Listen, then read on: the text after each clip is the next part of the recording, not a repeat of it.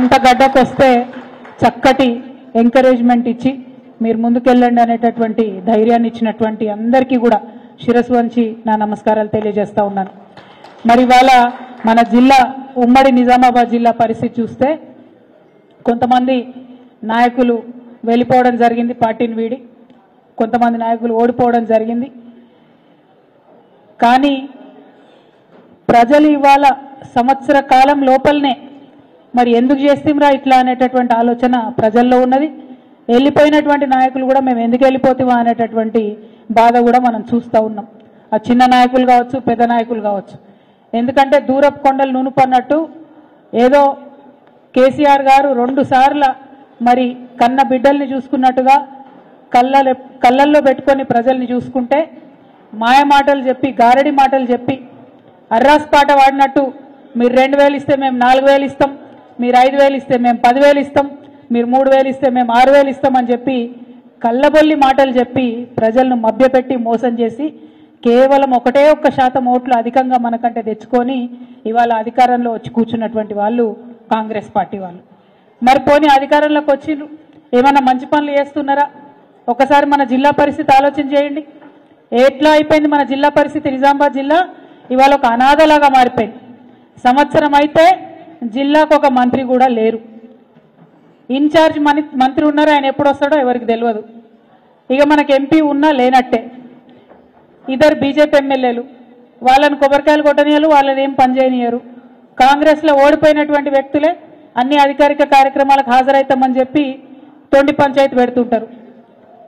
మన జిల్లా నుండి ఎమ్మెల్సీగా తెలంగాణ రాష్ట్ర కాంగ్రెస్ పార్టీ అధ్యక్షులు మహేష్ కుమార్ గౌడ్ గారు ఉన్నారు. ఇంకొక పక్క జాతీయ స్థాయి నాయకులని చెప్పుకునేటటువంటి షబీర్ అలీ గారు ఉన్నారు. ఇంకొక పక్క మాజీ మంత్రివర్యులు సుదర్శన్ రెడ్డి గారు ఉన్నారు. మరి ఇంత పెద్ద పెద్ద నాయకులు ఉండి 6 నెలల నుంచి కనీసం మనకు పోలీస్ కమిషనర్ లేకపోతే ఒక్క మాట ఎవరు ఎట్లా మాట్లాడలేకపోతున్నారు? మరి మన జిల్లా ఇదివరకు ఎట్లుండే, ఇప్పుడు ఎట్లా ఉంది? ఒక్కసారి ప్రజలు ఆలోచన చేయాలి. పోలీస్ కమిషనర్ ఉండడాన్ని 6 నెలల ఎంత దారుణమైన పరిస్థితి ఇది. ఈ సంవత్సర కాలంలో ₹1 ఊర్లలోకి రాలేదు, ₹1 మున్సిపాలిటీలకు రాలేదు, ఒక్క కొత్త అభివృద్ధి కార్యక్రమం జరగలేదు, ఎక్కడ ఒక చిన్న రోడ్ వేయలేదు, ఒక తట్టెడు మట్టెత్తిపోయలేదు ఎక్కడ. ఎంత దారుణం అంటే కేసీఆర్ గారు మేడిగడ్డ నుండి ఎస్ఆర్ఎస్పీలో ప్రతిసారి మనకు మంచినీళ్ళు నింపి మన నిజామాబాద్ జిల్లా సుభిక్షంగా ఉండాలని లక్షలాది ఎకరాలకు వారు నీళ్ళు ఇచ్చారు. నిజాం సాగర్ ఏదైతే ఉందో అది మాకు అడిషనల్ ఉంటుంది వాటరు, కానీ ఎస్ఆర్ఎస్పీఏ మనకు ఎస్ఆర్ఎస్పీఏ వరదాయిని, మన జీవనం ప్రసాదించేటటువంటి వరదాయిని అని చెప్పి మనం ఎస్ఆర్ఎస్పీ నుండి ఎప్పుడు నీళ్ళు ఇచ్చేది. మరి ఈ సీజన్లో ఏమైందో రైతన్నలు ఒకసారి ఆలోచన చేయాలి. ఎస్ఆర్ఎస్పీ నుండి నీళ్ళు వచ్చినాయా? మేడిగడ్డ బాగాలేదని కేసీఆర్ని బద్నాం చేయాలనేటటువంటి ఒక పిచ్చి ప్రయత్నంతో ఎస్ఆర్ఎస్పీని నింపకుండా ఎండబెట్టినటువంటి పరిస్థితి ఇవాళ రైతులకు కనపడతా ఉంది, జిల్లాలో ఉన్నది. మరి ఈ విషయాన్ని ఒక్కసారి ప్రజలు గమనించాలని నేను కోరుతా ఉన్నా.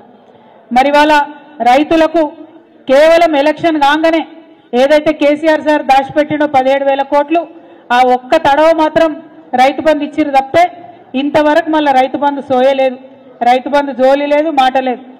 ఇంకా నిన్నగాక మొన్న మన డిప్యూటీ సీఎం గారు బట్టి విక్రమార్క గారు మాట ఇచ్చిండు. ఏమని? రైతు కూలీలకు ఇస్తాం, రైతులకే కాదు రైతు కూలీలకు ఇస్తాం, 28వ తారీఖు నాడు ఇగో పడ్డాయి 6,000 ప్రతి ఒక్కరి అకౌంట్లో అని చెప్పారు. పడ్డాయని ఎవరికైనా? రాష్ట్రంలో ₹1 ఎవరికి రాలే. భూమి ఉన్నోడికి లేదు పైసలు, భూమి లేనోడికి లేదు. మాటలు చెప్పుడు తప్పితే వేరే చేసిందేం లేదు. అటువంటి పరిస్థితిని ఇవాళ మనం ఇక్కడ గమనిస్తూ ఉన్నాం. మరిగా మన జిల్లాకు సంబంధించి ఇప్పటి వరకు కూడా మనం కేసీఆర్ గారి హయాంలో ఇచ్చినటువంటి పథకాలు, ఆ నిధులు, ఆ ప్రాజెక్టులు, ఆ రోడ్లు అవే పనులు చేస్తున్నారు తప్పితే ఇంకొక కొత్త పని దేలే, ఇంకొక కొత్త ప్రాజెక్టు దేలే. తెచ్చుకునేటటువంటి ఆలోచన మరి ఇక్కడ ఉన్నటువంటి గెలిచినటువంటి ఎమ్మెల్యేలకు కూడా ఉన్నట్టుగా కనబడతలేదు. మరి వాళ్ళ కాంగ్రెస్ పార్టీ అధికారంలో ఉంటే ఎందుకు పోయి అడుగుతలేరు మరి పెండింగ్ పనుల గురించి? ఎందుకు పోయి అడుగుతలేరు ఈ పెండింగ్ ప్రాజెక్టుల గురించి? బీఆర్ఎస్ పార్టీ మొదలుపెట్టినటువంటి అనేక కార్యక్రమాలు ఉన్నాయి, వాటిని ఎందుకు మీరు ముందుకు తీసుకొని పోతలేరని ఈ సందర్భంగా మేము ఇక్కడ గెలిచినటువంటి నాయకులందరినీ కూడా ప్రశ్నిస్తూ ఉన్నాం. మొత్తం నిజామాబాద్లో అండర్ గ్రౌండ్ డ్రైనేజ్ని సరి చేసుకోవడానికి అనేక కార్యక్రమాలు చేసినాం మనం. ఆల్మోస్ట్ 95% వర్క్స్ ఫినిష్ అయినాయి. మరి దాని జోలేంటిది, దాని పరిస్థితి ఏంటిదంటే చెప్పేటోళ్ళు లేరు, అడిగేటోళ్ళు లేరు. ఎందుకంటే ఇక్కడ కాంగ్రెస్ పార్టీలో ఓడిపోయిన షబ్బీర్ అలీ గారు మన జిల్లాకు రాడు, ఆయనకు మనతో పట్టి లేదు, మన పట్టణం మీద ఆలోచన లేదు. ఇక్కడ గెలిచినటువంటి బీజేపీ నాయకుడు మరి ఆయన ఎప్పుడు అడిగినరో ఎవరిని అడిగినరో అన్నటువంటి విషయం ప్రజలకైతే ఇంతవరకు అర్థమైతలేదు. మరి అటువంటి పరిస్థితుల్లో జిల్లా ఉన్నది. ఇవాళ జిల్లాకు ఒక కమిషనర్ లేకపోతే క్రైమ్ రేట్ ఆల్మోస్ట్ 10% పెరిగింది. ఇవాళ ఎంత దారుణం అంటే తెలంగాణ మొత్తంలో ప్రతి 3 గంటలకు ఒక అత్యాచారం జరుగుతున్నది మహిళల మీద, ప్రతి 5 గంటలకు ఒక మహిళ కిడ్నాప్ అవుతుంది ఇవాళ తెలంగాణలో. వరకట్నపు చావులు, వేధింపులు లెక్కలేనన్ని పరిస్థితులు జరుగుతూ ఉన్నాయి. మనం కేసీఆర్ గారు అధికారంలో ఉన్నప్పుడు షీ టీమ్స్ అని పెట్టి అద్భుతంగా ఎవరైనా కూడా ఆడపిల్లల్ని ఏడిపిస్తే వేరే విధంగా ఆడపిల్లల వైపు కన్నెత్తి చూస్తే మంచిగా ఉండదని చెప్పి వార్నింగ్ ఇచ్చి పనిచేసినాం మనం. ఇవాళ ఏం జరిగింది, సంవత్సర కాలంలో పోలీసులు కాంగ్రెస్ నాయకుల చుట్టూ తిరగడం తప్పితే, కాంగ్రెస్ నాయకులు చేసే అక్రమాలకు అండగా నిలవడం తప్పితే మరి వారిని ఏమి చేయనీయకుండా ఈ నాయకులు పనిచేస్తూ ఉన్నటువంటి సందర్భం చూస్తున్నాం. ఇదివరకు పోలీసులు అంటే పీపుల్ ఫ్రెండ్లీ పోలీసు ఉండే, ఇవాళ పోలీసులు అంటే ఓన్లీ కాంగ్రెస్ ఫ్రెండ్లీ పోలీసు లెక్క తయారైనటువంటి పరిస్థితి ఉన్నది. ఎంత దారుణంగా మనకి ఇలా క్రైమ్ రేట్ పెరిగిందన్న విషయం చూస్తుంటే నిజంగా ఎట్లుండే నా తెలంగాణ, ఎట్లయిపోయింది నా తెలంగాణ అని బాధ అవుతున్నది. ఎందుకంటే తెలంగాణలో ఆడపిల్లలు బాగుండాలి, సుభిక్షంగా ఉండాలని కేసీఆర్ గారు అనేకమైన కార్యక్రమాలు తీసుకున్నారు. ఇవాళ కార్యక్రమాలకు అన్నిటికీ తూట్లు పొడిచి కనీస భద్రత ఆడపిల్లలకు లేకుండా ఈ సీఎం చేయడం అన్నది నిజంగా దారుణం. మేము సీఎం రేవంత్ రెడ్డి గారిని ప్రశ్నిస్తూ ఉన్నాం, ఆడపిల్లల భద్రత విషయంలో మీరు ప్రత్యేక సమీక్ష పెట్టండి. ఇది వాస్తవమేనా? మొన్న మీ డీజీపీ గారు ఇచ్చినటువంటి లెక్కలే మేము చెప్తా ఉన్నాం. డీజీపీ గారు ఏం చెప్పిండ్రు, ఈ రాష్ట్రంలో 9.87% కేసులు పెరిగినాయి. మొత్తం ఈ ఏడాదిలో 2,34,158 కేసులు నమోదైనాయి. అందులో దాదాపుగా 3,000 అంటే 2,945 అత్యాచారాల కేసులు, అట్లానే మొత్తం మహిళలపై దాడులు, వేధింపులు ఇవన్నీ కలుపుకుంటే 19,922 కేసులు అయినాయి మహిళల మీద. అంటే ఎంత భయంకరమైన పరిస్థితి ఉందో ఒక్కసారి మనం ఆలోచించుకోవాలి. ఇలా లేనిది లేదు, అత్యంత దారుణంగా ఉన్నటువంటి పరిస్థితి. ఇంకా ఘోరం ఏంటంటే ఆనాడు మనం కేసులైతే వాళ్ళకి శిక్ష పడేలాగా చూసేది, ఇవాళ శిక్ష రేటు కూడా, కన్విక్షన్ రేటు కూడా చాలా తగ్గిపోయినటువంటి పరిస్థితి. ఒక పక్క నేరాలు పెరిగినాయి, ఇంకొక పక్క కన్విక్షన్ రేటు తగ్గిపోయింది. మరి ఈ విషయాల్ని గౌరవ ముఖ్యమంత్రి గారు చాలా సీరియస్గా తీసుకొని మహిళా భద్రత విషయంలో ఈ రాష్ట్రంలో తప్పకుండా సమీక్ష జరపాలని చెప్పి మేము డిమాండ్ చేస్తూ ఉన్నాం. మనం బీఆర్ఎస్ పార్టీ అధికారంలో ఉన్నప్పుడు గత ఏడాది 39,371 మందికి శిక్షలు పడేలాగా చేస్తే ఈసారి 28,000 మందికి మాత్రమే శిక్ష పడ్డది. అంటే పెరిగినటువంటి క్రైమ్ రేట్ కాకుండా అత్యంత తక్కువగా ఈ కన్విక్షన్ రేట్ ఉండడం అనేది మరి పోలీసులు పటిష్టంగా కేసుల నిర్మాణం చేస్తలేరు అనడానికి డైరెక్ట్ ఉదాహరణ. కాబట్టి నేను గౌరవ ముఖ్యమంత్రి గారిని నిజామాబాద్ జిల్లా నుండి మా ఆడబిడ్డల తరఫున రిక్వెస్ట్ చేస్తూ ఉన్నాను, మహిళా భద్రత మీద తప్పకుండా ముఖ్యమంత్రి గారు సమీక్ష చేయాలి, ఈ రాష్ట్రంలోని మహిళలకు ఒక కాన్ఫిడెన్స్ ఇవ్వాలని చెప్పి నేను కోరుతా ఉన్నాను. అదేవిధంగా మరి వాళ్ళ నాయకుడు రాహుల్ గాంధీ గారు రాజ్యాంగము ప్రజాస్వామ్యం అని చెప్పి పొద్దున్న లేస్తే ఒక కాన్స్టిట్యూషన్ కాపీ పట్టుకొని తిరుగుతూ ఉంటాడు ఆయన. కానీ ఇక్కడ ఈ ముఖ్యమంత్రి గారు మరి అదే రాజ్యాంగానికి, అదే ప్రజాస్వామ్యానికి తూట్లు పొడిచే విధంగా వ్యవహరిస్తున్నటువంటి తీరుని రాహుల్ గాంధీ గారు గమనించాలి. అది ఏదన్నా కావచ్చు, ఉల్టా పుల్టా కేసులు పెట్టుడు కావచ్చు, తెలంగాణ ప్రజలకు, ప్రజల మనోభావాలకు వ్యతిరేకంగా తెలంగాణ తల్లి విగ్రహం మార్చడం కావచ్చు, జిల్లాలను పట్టించుకోకపోవడం కావచ్చు, అనేక రకమైనటువంటి కార్యక్రమాలు ఇవాళ ప్రజాస్వామ్యాన్ని పక్కదోవ పట్టించేటి జరుగుతున్నాయి. ఎన్నడూ లేదు కేసీఆర్ గారి పాలనలో 2 పెద్ద పెద్ద ఎన్కౌంటర్లు ఇవాళ ఇక్కడ జరిగినాయి. మరి అటువంటి పరిస్థితిని కూడా మన రాష్ట్రంలో చూస్తున్నాం. ఆ ఎన్కౌంటర్ల మీద కూడా మాట్లాడేటటువంటి ఆలోచన ఈ ప్రభుత్వం చేస్తలేదు.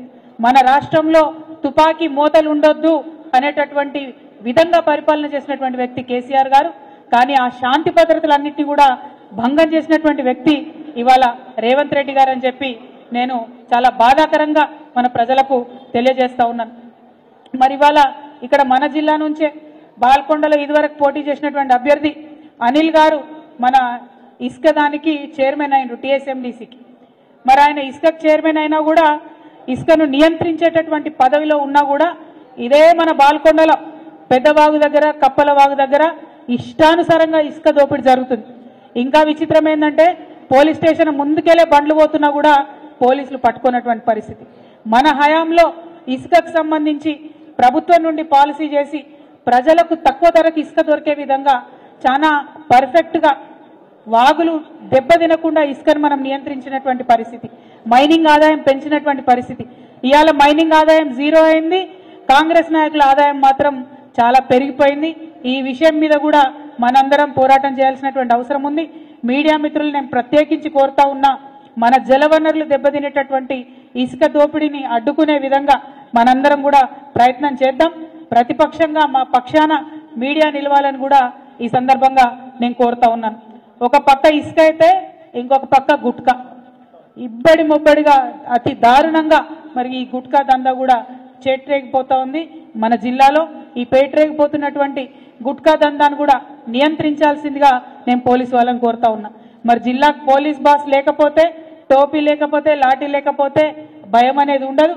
ఇప్పటికన్నా త్వరితగతిన మా జిల్లాకి పోలీస్ కమిషనర్ని మరి తీసుకొని రావాలని చెప్పి అధికారంలో ఉన్నటువంటి పెద్ద నాయకులు ఉన్న జిల్లా కాబట్టి మహేష్ కుమార్ గౌడ్ గారిని, సుదర్శన్ రెడ్డి గారిని, షబ్బీర్ అలీ గారిని నేను ప్రత్యేకంగా కోరుతా ఉన్నాను. అదేవిధంగా మీకు తెలుసు మన రైతులకు సంబంధించి రుణమాఫీ చేసినాం 100% రుణమాఫీ చేసినామని కాంగ్రెస్ వాళ్ళు చెప్తా ఉన్నారు. నేను ఇవాళ ఒక లెక్క చెప్పదలుచుకున్న, దయచేసి మీడియా మిత్రులు నోట్ చేసుకోవాలి. టీఆర్ఎస్ పార్టీ గతంలో ఉమ్మడి జిల్లా కామారెడ్డి, నిజామాబాద్ కలిపి 3,79,000